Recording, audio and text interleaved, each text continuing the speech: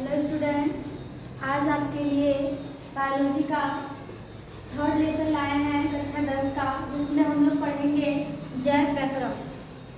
जिसमें जैव प्रक्रम में पढ़ना है परिवहन। ठीक है, तो सबसे पहले जान लीजिए जैव प्रक्रम है क्या। ठीक है, जो जैव प्रक्रम होता है जीवों में होने वाली एक क्रिया होती है, अपप्रसयी क्रिया होती है, जिसमें यह कह सकते हैं कि किसी भी जीव के शरीर में होने वाली समस्त क्रिया ही क्या कहलाती है, जैव प्रक्रम कहलाता है। जीवन की क्रिया कहलाती है, इसे लाइफ प्रोसेस कहते हैं। जिसमें आज हम लोग पढ़ेंगे जैव प्रक्रम में एक लेसन है जिसका नाम है परिवहन। ये परिवहन है क्या? देखिए, परिवहन को जानने से पहले हम लोग क्या करते हैं, उसके बारे में थोड़ा सा जान लेते हैं कि यह परिवहन क्यों आवश्यक है। तो देखिए, जब किसी भी जीव के शरीर में क्या होता है कि वो जो पदार्थों का पाचन होता है, तो उसके पश्चात क्या होता है, जो एक जटिल पदार्थ होता है वो टूट जाता है और एक सरल कार्बनिक पदार्थ का क्या करता है, निर्माण करता है। उन्हीं सरल कार्बनिक पदार्थों को क्या होता है, विभिन्न कोशिकाओं तक पहुंचाना होता है। तो इसमें क्या है, विभिन्न कोशिकाओं तक पहुंचाना होता है। तो उस क्रिया में बात आती है कि इन भोजन का परिवहन कौन करेगा। जैसे भोजन आया मुख में, रश्मि से ग्रास नली, आमाशय से छोटी आंत, बड़ी आंत, ऐसे ही छोटी आंत में जाते हुए जो शुद्ध पदार्थ होता है उसे क्या करती है, छोटी आंत ग्रहण कर लेती है, या कर सकते हैं अपने कोशिकाओं में उसको संरक्षित कर लेती है और किसको दे देती है, रुधिर को दे देती है। तो उसका परिवहन किया जाता है, क्योंकि उस भोजन की जो आवश्यकता है हमारे शरीर के कोशिकाओं में है, इसलिए उस भोजन को तो छोटी आंत में रहेगी नहीं, उसको विभिन्न भागों तक पहुंचाना होता है। तो वही है, हम लोग पढ़ेंगे परिवहन। किसी भी जीव के शरीर में परिवहन क्या है। तो जटिल जीवों के शरीर में विभिन्न पोषक पदार्थों को शरीर के विभिन्न कोशिका तक पहुंचाना ही क्या है, परिवहन कहलाता है।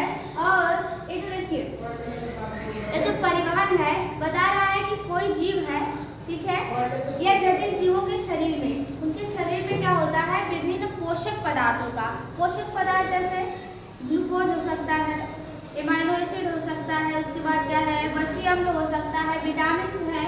इन सारे पोषक तत्वों को क्या है, कोशिका तक पहुंचाना होता है और उस पदार्थ को पहुंचाना ही क्या कहलाता है, परिवहन कहलाता है। जैसे उदाहरण है, शरीर में भोज्य पदार्थ के ऑक्सीकरण के लिए, ठीक है, ऑक्सीकरण के लिए मतलब जब भोज्य पदार्थ जो हमारा होता है जैसे कार्बोहाइड्रेट है वो कोशिका तक पहुंच जाता है, तो उसको क्या किया जाता है, ऑक्सीकरण किया जाता है। लेकिन ऑक्सीकरण तभी होगा जब वहाँ पे ऑक्सीजन जाएगा, तभी होगा। ठीक है, तो उस ऑक्सीजन को लेके जाएगा, जो लेके जाएगा वो क्या है, इसके बाद है कि आवश्यकता होती है, किसकी, ऑक्सीजन की आवश्यकता होती है। उसके ऑक्सीकरण के लिए भोजन के ऑक्सीजन की आवश्यकता होती है और ऑक्सीजन परिवहन के माध्यम से ही कोशिका तक जाएगा, जिसके पश्चात उस भोज्य पदार्थ का ऑक्सीकरण होगा और ऑक्सीकरण के बाद वह क्या होगा, ऊर्जा का निर्माण करेगा। ठीक है, और जो परिवहन होता है उसके लिए क्या होते हैं, विशेष अंग पाए जाते हैं जो एक मिलकर एक तंत्र बनाते हैं और उन्हें हम कहते हैं परिसंचरण तंत्र कहते हैं। और जो परिसंचरण तंत्र होता है आपका, वो दो तरह का होता है। एक होता है खुला परिसंचरण तंत्र, एक होता है बंद परिसंचरण तंत्र। देखिए, खुला परिसंचरण तंत्र क्या है, और एक बात जान लीजिए, परिवहन जो है उसको परिवहन करने वाला हमारा क्या है, रुधिर है। लेकिन ये भी नहीं कह सकते कि रुधिर ही है, रुधिर में पाए जाने वाला हीमोग्लोबिन होता है। जो हीमोग्लोबिन है आपका, ठीक है, ये जो हीमोग्लोबिन होता है,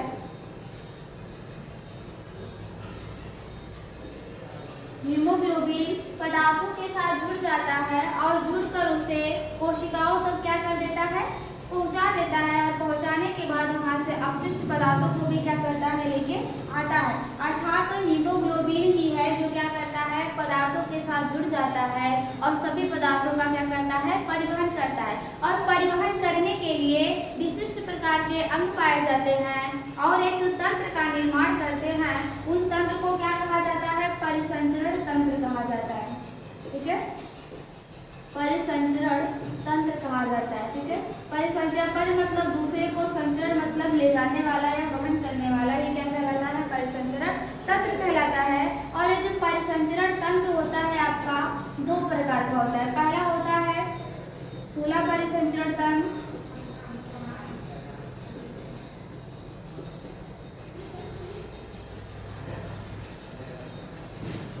खुला परिसंचरण तंत्र, दूसरा होता है बंद परिसंचरण तंत्र। ये जो खुला परिसंचरण तंत्र होता है आपका, यह ऐसा परिसंचरण तंत्र होता है जब किसी भी जीव में, ठीक है, जब किसी भी जीव में भोज्य पदार्थों का परिवहन ऊतकों के माध्यम से होता है।